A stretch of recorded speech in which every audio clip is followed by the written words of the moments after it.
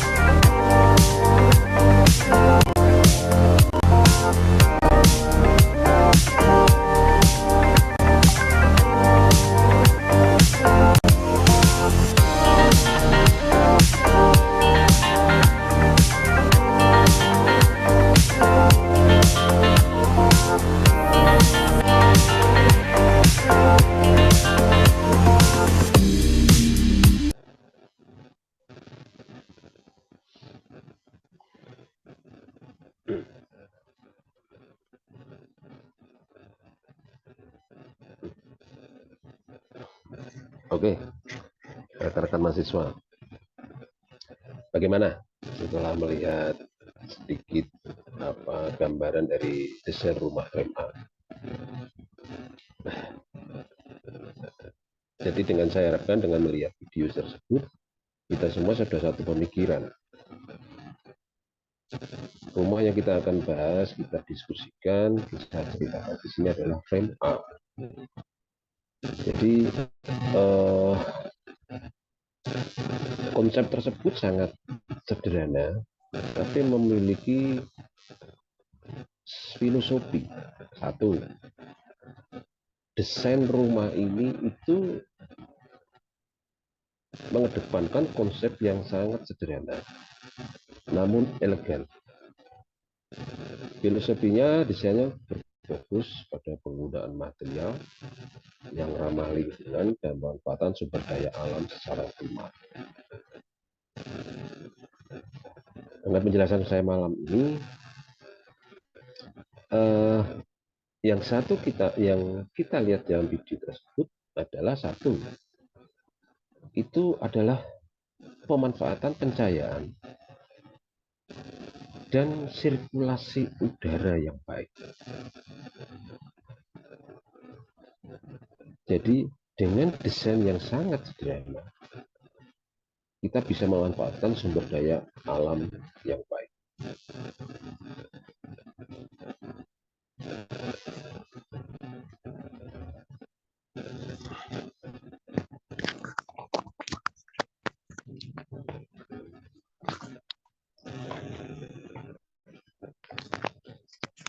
Oke, mungkin Bu Santi bisa kasihkan studi saya. Oke, saya ulangi. Yang kita bahas di sini adalah desain rumah frame A. Konsep dan filosofinya. Desain yang kita lihat di sini sangat sederhana. Tetapi kita pandai-pandainya memanfaatkan sumber daya alam yang sekitar kita. Yaitu pemanfaatan pencahayaan dari luar dan penataan sirkulasi udara secara benar. Hal itu sangat berpengaruh dari desain kita untuk menentukan titik-titik di mana kita akan mengedepankan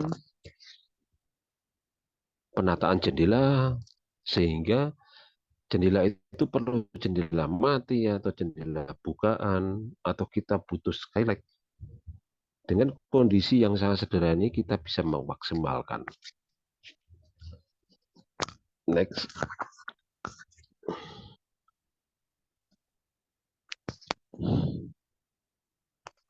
Ini.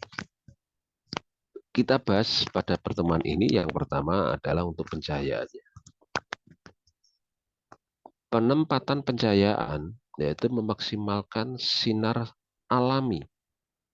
Sinar yang setiap hari kita rasakan. Itu dapat kita akomodasi untuk kebutuhan kita. Kita arahkan. Kita arahkan untuk kehidupan kita di dalam rumah. Satu, itu adalah jendela yang strategis. Penempatan jendela yang luas itu memaksimalkan masuknya sinar matahari secara alami, menciptakan ruangan yang cerah dan hangat. Tapi saya menggarisbawahi, itu memaksimalkan sinar matahari secara alami. Itu kita harus juga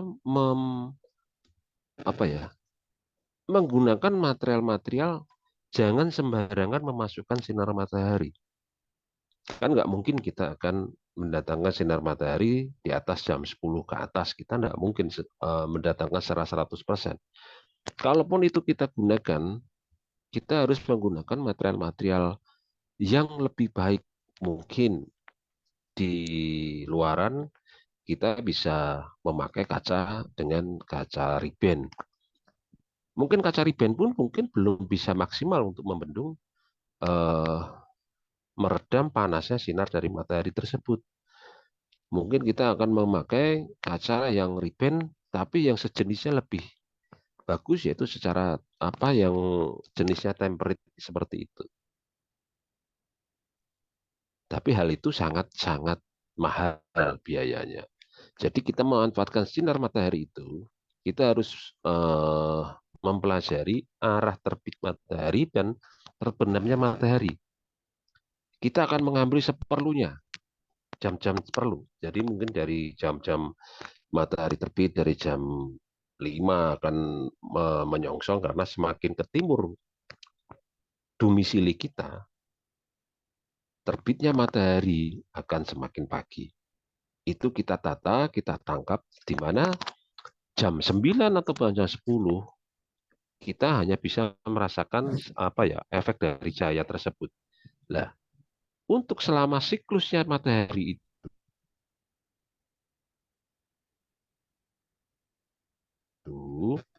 sampai terbenamnya tetap menyinari di dalam ruangan tersebut.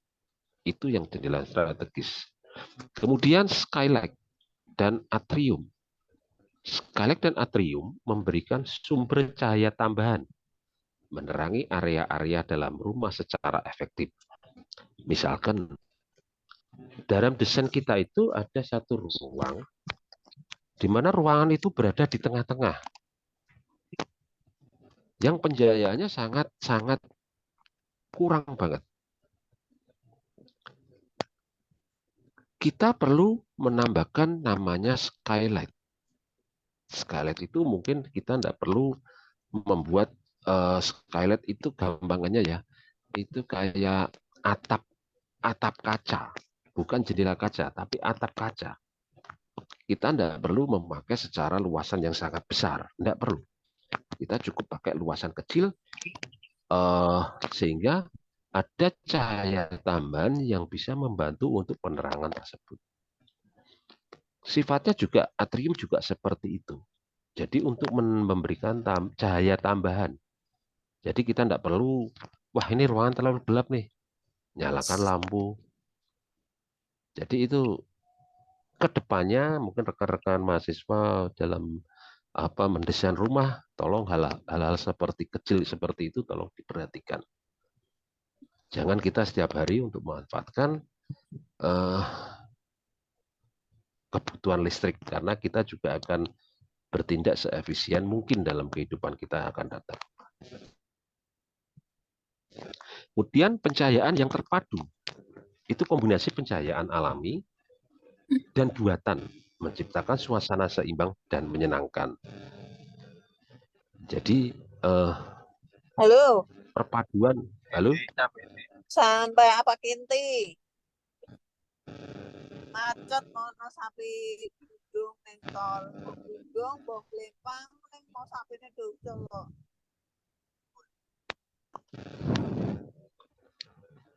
saya ulangi lagi Ya untuk boleh pencahayaan yang terpadu, lecet sapine. Lek ketok kombinasi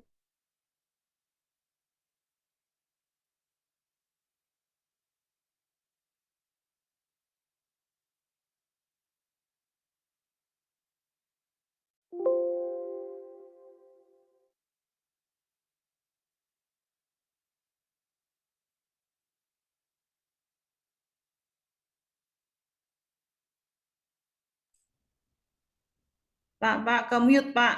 Pak Hindrio ke mute.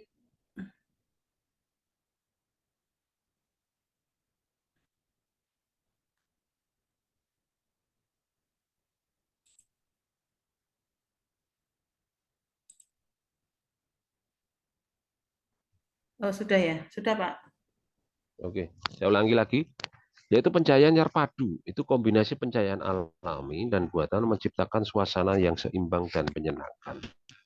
Jadi itu mungkin di sisi tepi dari bangunan tersebut kita masih bisa menggunakan cahaya-cahaya alami, tetapi ruangan yang agak lebih masuk itu kita akan tetap dibantu dengan pencahayaan buatan, tapi tidak menggunakan lampu dengan watt yang begitu besar. Jika kita bisa menempatkan cahaya buatan tersebut, itu akan kita bisa menyuguhkan suasana yang seimbang. Pasti menyenangkan. Next.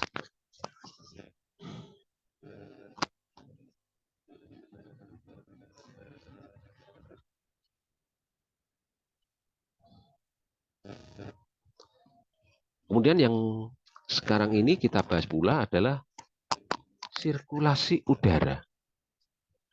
Itu ventilasi yang efektif. Satu adalah bukaan yang strategis. Jendela, pintu, dan lubang angin diletakkan secara strategis untuk memaksimalkan pertukaran udara. Kemudian yang kedua adalah desain terbuka.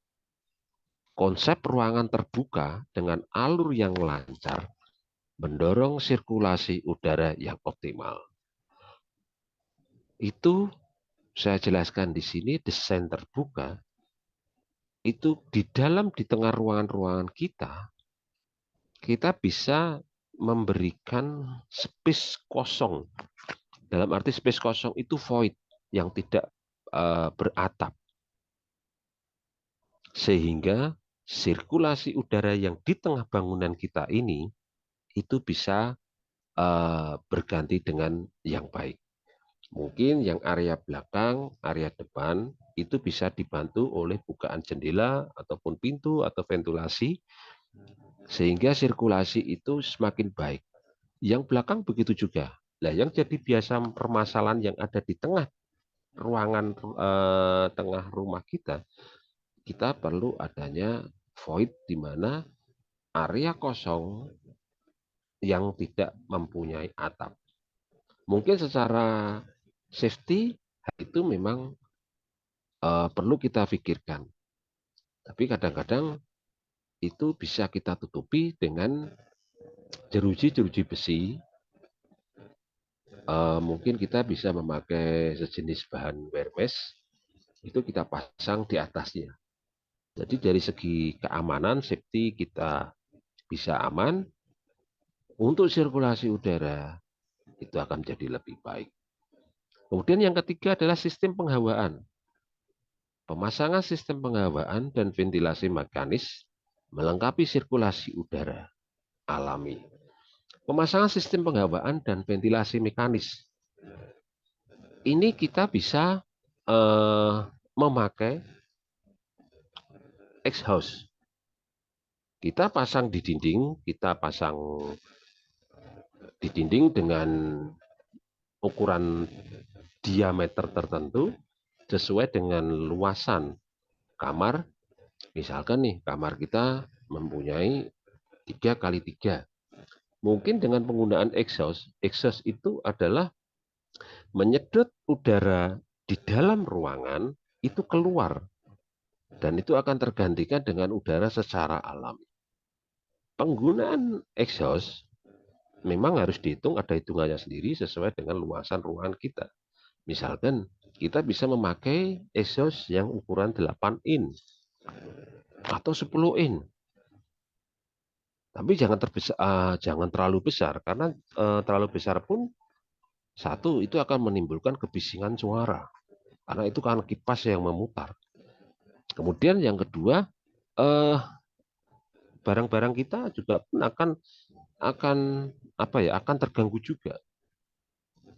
Jadi penggunaan ventilasi yang dengan mekanis dengan exhaust itu bisa kita lakukan. Itu kita lakukan jika kita tidak mempunyai lahan di samping rumah kita. Jadi misalkan bisa karena rumah kita berhimpit-himpitan, kita bisa memakai space yang bisa kita pasangi dengan exhaust yang mungkin ukuran sekitar 10 in itu kan sekitar 30 cm kita bisa pasang, kita bisa antisipasi untuk penghawaan yang lebih baik. Next.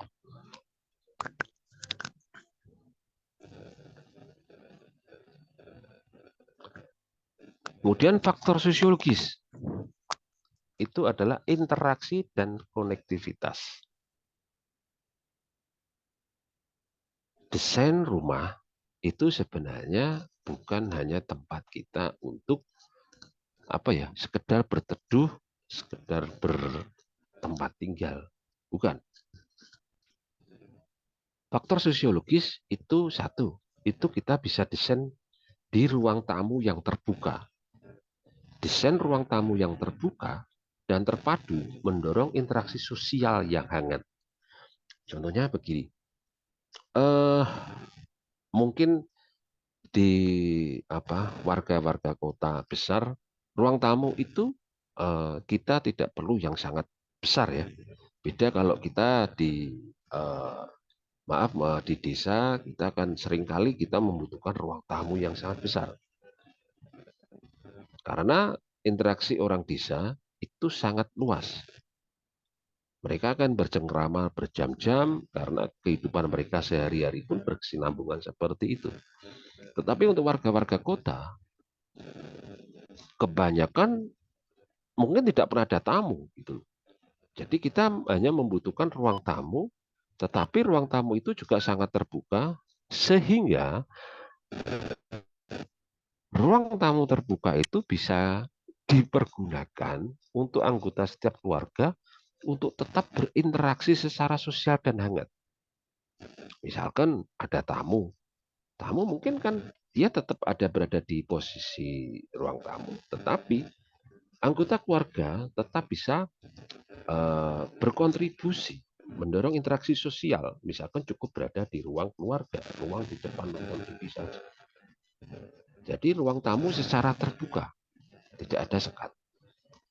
Kemudian koneksi visual. Penggunaan material transparan dan pengaturan ruang yang baik itu mempertahankan konektivitas visual. Misalkan antara ruang tamu dengan ruang keluarga atau living room, kita menginginkan sebuah privasi. Oke lah, itu hak kita sebagai tuan rumah. Nah, tetapi sekat sebagai penunjuk privasi tersebut, pembedaan ruangan tersebut, kita tidak perlu memakai material-material sangat berat. Contohnya, kita tidak perlu memakai dinding paten yang berada di situ. Tidak perlu. Kita tetap memakai material-material seperti material sekarang yang bisa dilipat, bisa tetap ada konektivitas dalam arti tidak tertutup rapat, itu bisa. Karena hal-hal itu bisa dipilih sewaktu-waktu rumah kita akan dipergunakan dengan sebuah acara, sekat-sekat tersebut dapat kita pindahkan sehingga dapat menciptakan space yang sangat luas, bertambah luas lah. Kemudian yang tiga adalah area bersama. Dapur, ruang makan, dan ruang keluarga itu menyatu menciptakan area bersama yang nyaman. Hal ini mungkin rekan-rekan mahasiswa sudah ada yang bisa merasakan atau yang belum ya. Mungkin ke depannya, mungkin sebuah interaksi antara anggota keluarga itu tidak melulu harus diciptakan di dalam living room. Tidak perlu. Itu bisa diciptakan itu di area dapur, atau area makan, atau keluarga. Karena antara lokasi dapur, ruang makan, ruang keluarga itu tanpa sekat. Kita tetap bisa berkomunikasi, tidak perlu istilahnya ya, tidak perlu berteriak-teriak. Kita tetap bisa berkomunikasi secara gampang.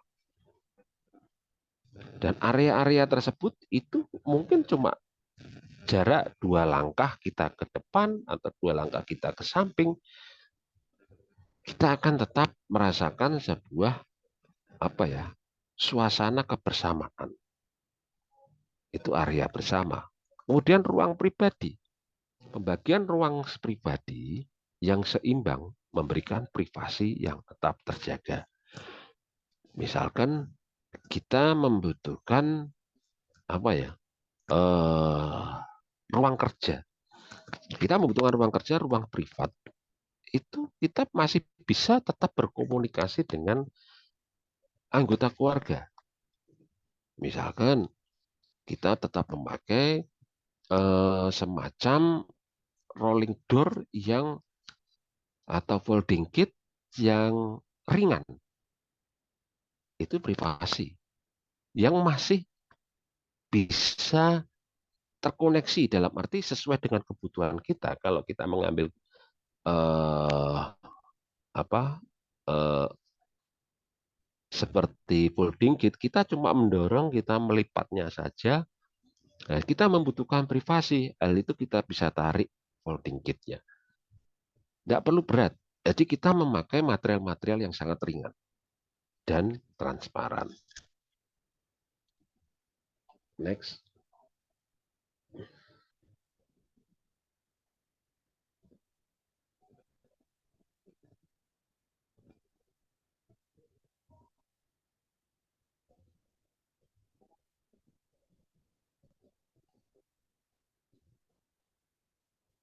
Kemudian adalah faktor psikologis, yaitu kesejahteraan mental. Satu, kontak dengan alam. Desain alam memberikan dampak positif pada kesehatan mental. Mungkin saya akan bercerita dalam konteks ini bukan dalam desain rumah frame A, tidak. Kita mungkin pernah kan bisa menjenguk saudara-saudara yang sedang sakit.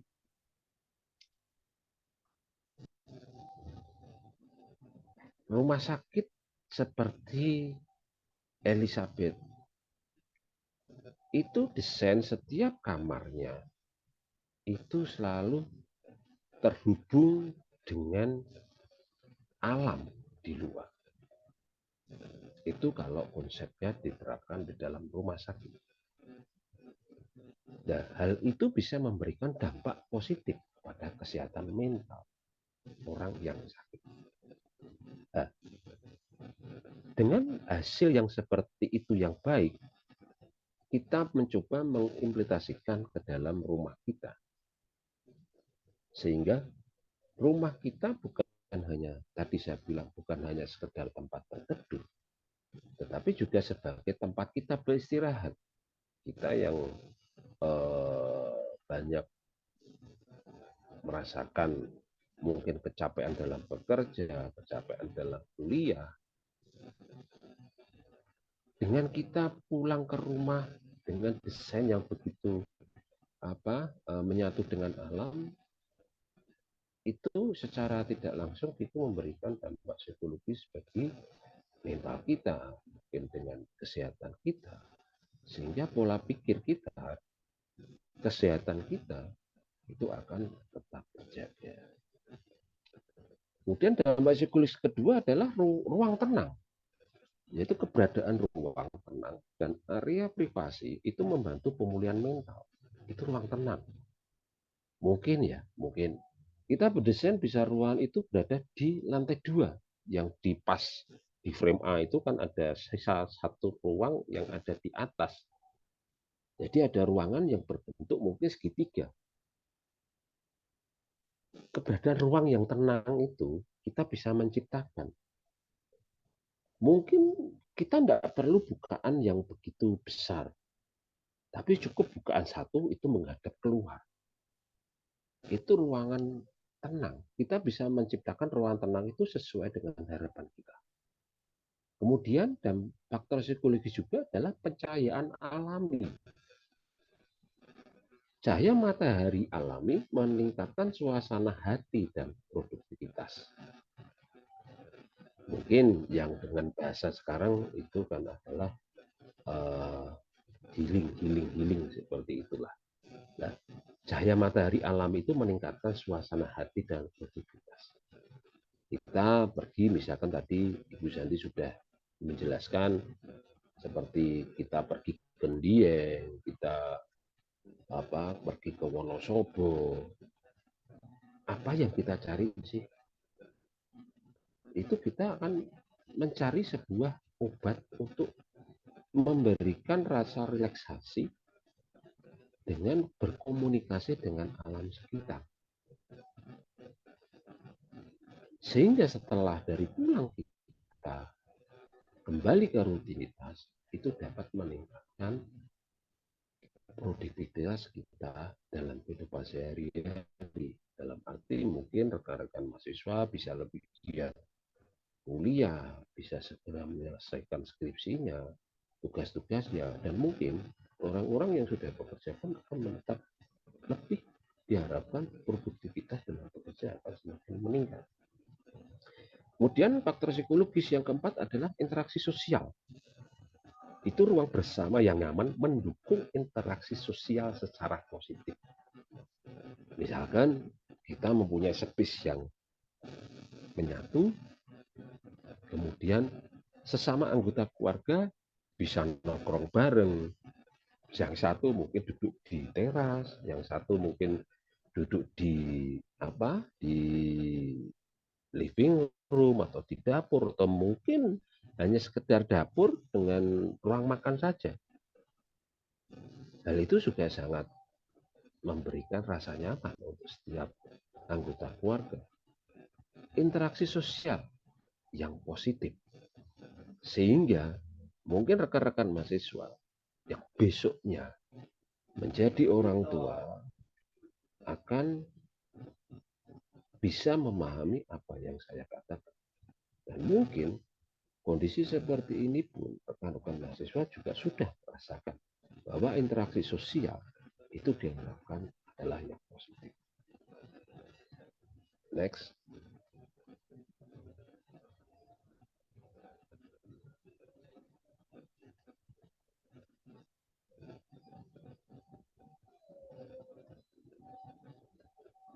Faktor humanis, kenyamanan dan keharmonisan.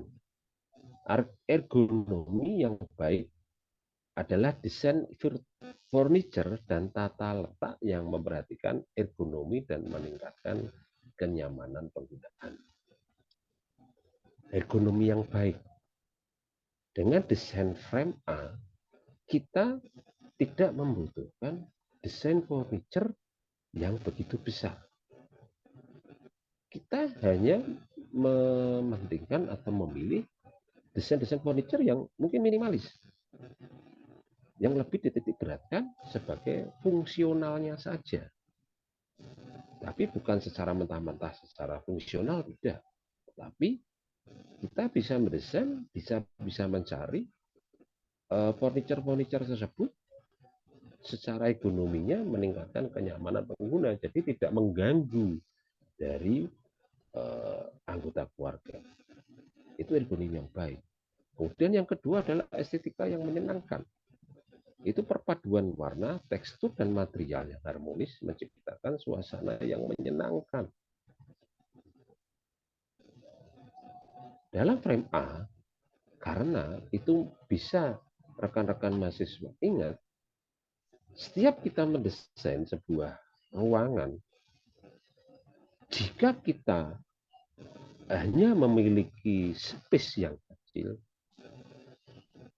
tolong jangan kita memakai perpaduan warna atau tekstur atau material itu yang, kalau warna itu jangan gelap.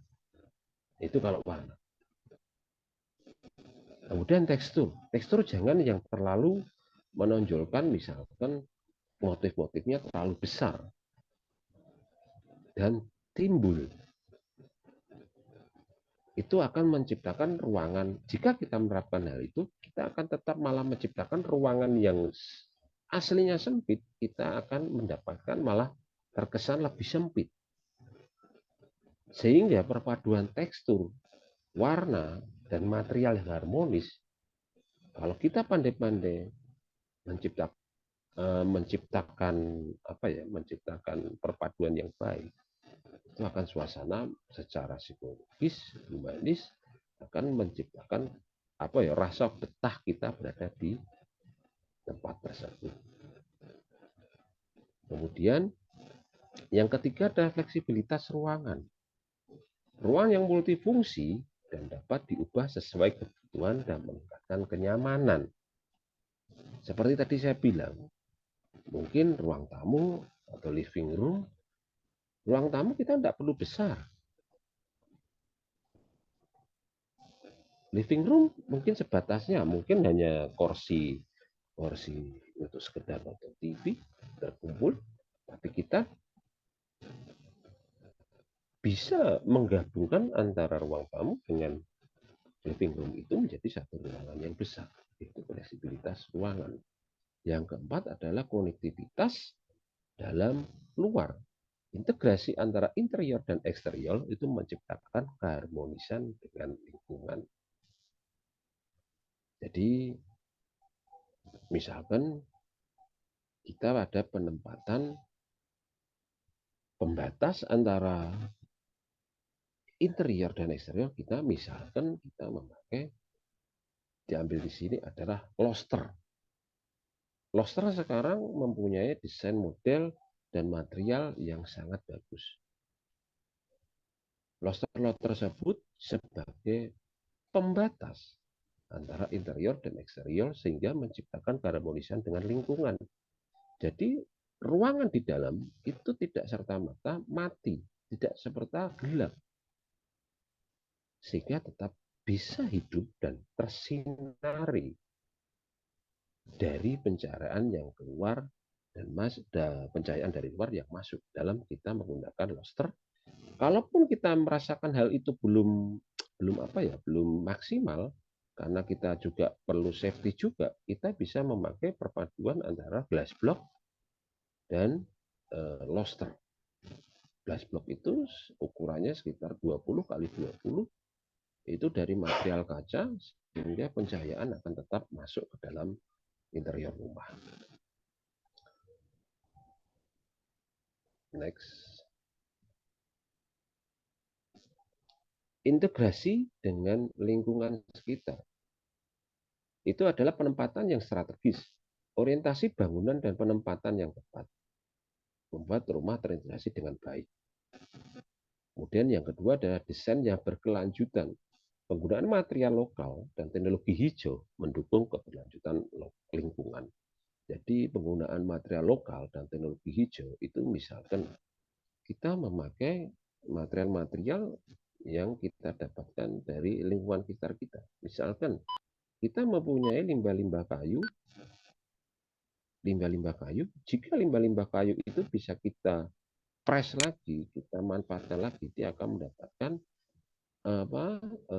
sebagai penutup sebuah bidang. Contohnya dari zaman dulu itu kan ada yang namanya bedek ya. Bedek itu kan dari bambu. Mungkin dari warga zaman dahulu sebuah kemajuan, sebuah teknologi yang maju. Warga-warga pada zaman dahulu itu membuat anyaman-anyaman dari bambu sehingga bisa sebagai pembatas antar ruang yang satu dengan ruang yang lain. Kemudian landscape yang harmonis, itu penataan landscape dengan vegetasi yang selaras menciptakan keindahan dan kenyamanan.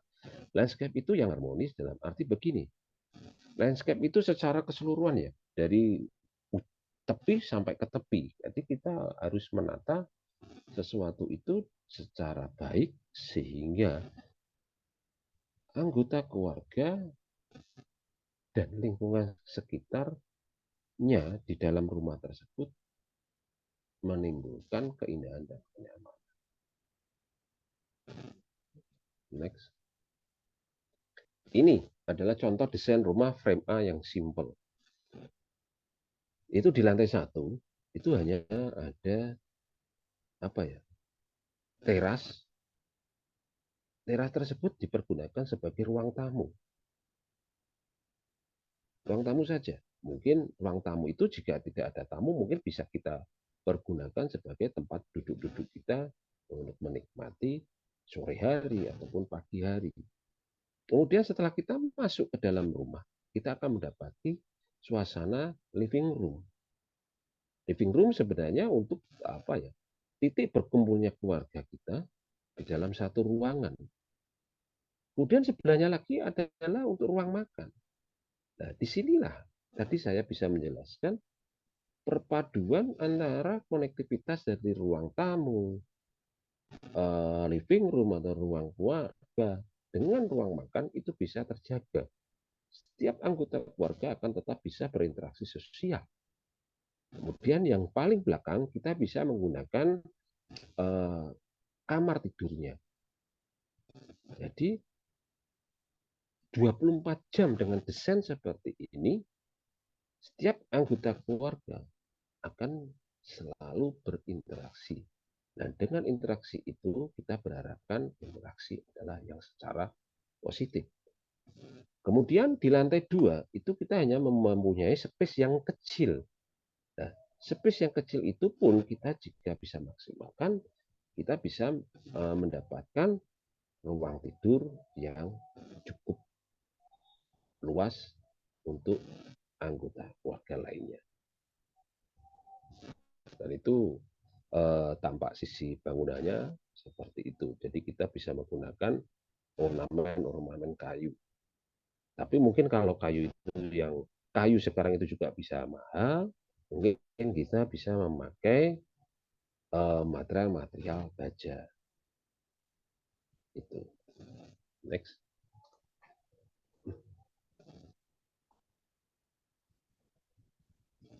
Jadi kesimpulan dan manfaatnya adalah satu adalah konsep desain sederhana namun elegan dari frame A tersebut memanfaatkan material ramah lingkungan. Kemudian pemanfaatan sinar alami, yaitu jendela luas, skylight, dan atrium memaksimalkan penjalan alam. Kemudian sirkulasi udara, tadi rekan-rekan mahasiswa bisa melihat dari sudut, dari depan maupun belakang. Itu ventilasi strategis, desain terbuka, dan sistem penghawaan yang efektif. Kemudian faktor sosial, ruang terbuka, area bersama, dan pembagian privat yang seimbang.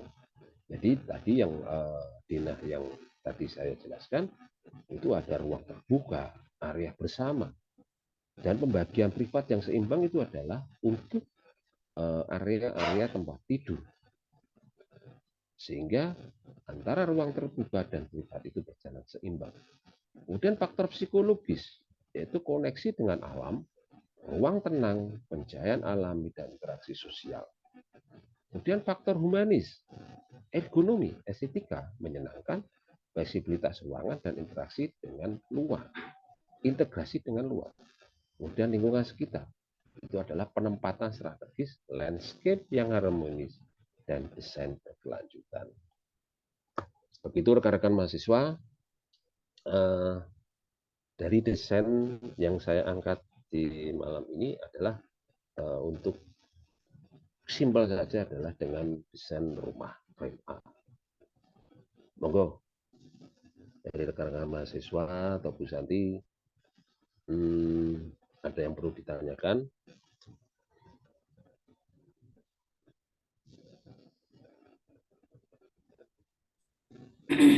Ayo, silakan untuk rekan mahasiswa, mungkin ada yang ditanyakan dulu sebelum kita tutup ya untuk perkuliahan malam hari ini. Nanti akan saya screenshot sekali lagi akhir dari kegiatan perkuliahan dengan praktisi mengajar. Jadi silakan untuk yang mau bertanya, mungkin Lain, Hussein, atau Jundi, atau Valentino, Santi Prameswari, Ahmad Rizal, Arif Ardana, Akmal Putra, Airing Tias, Helen Romandani, Naya Safa, Muhammad Amiruddin, Muhammad Faiz, Saifuddin, Maulana Isya, Juliana Safitri, Eka Fadila, Muhammad Satria, dan Firsa Alfalevi. Silakan jika ada yang mau ditanyakan ya.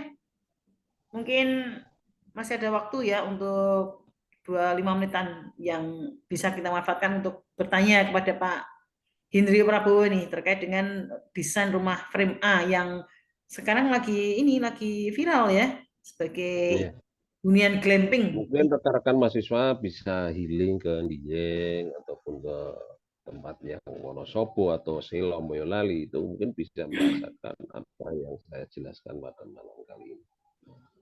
Beberapa desain itu pakai ini loh Pak, pakai mezanin loh Pak.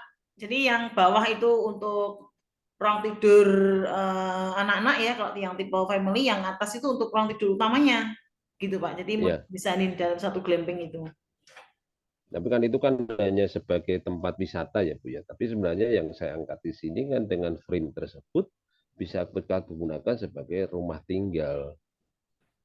Kalau glamping itu kan hanya space yang kecil ya, itu. Monggo para mahasiswa. rekan-rekan mahasiswa.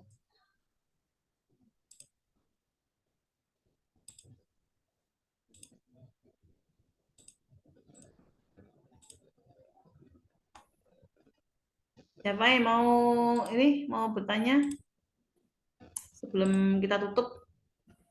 Saya screenshot dulu ya, sambil Anda siapkan pertanyaan.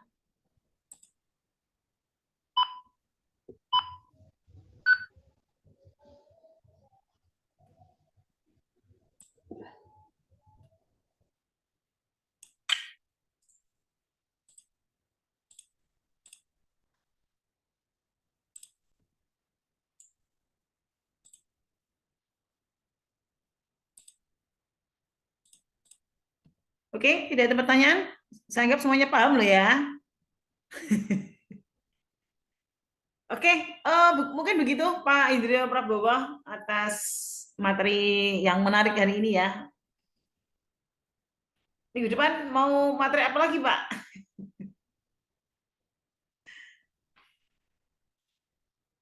Oke, tidak ada pertanyaan ya. Oke, ini sepertinya ada trouble ya di mic-nya ya Pak Indrio ya. Oke.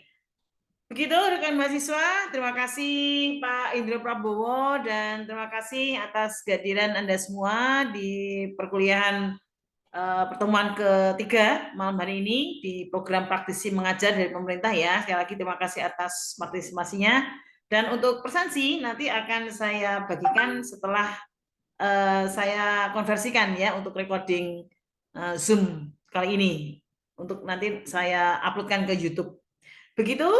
Sekali lagi terima kasih atas kehadirannya. Mohon maaf jika ada salah kata. Terima kasih sekali lagi Pak Indro Prabowo. Kita ketemu lagi minggu depan. Oke, see you. Dah, matur nuwun Pak Indrio.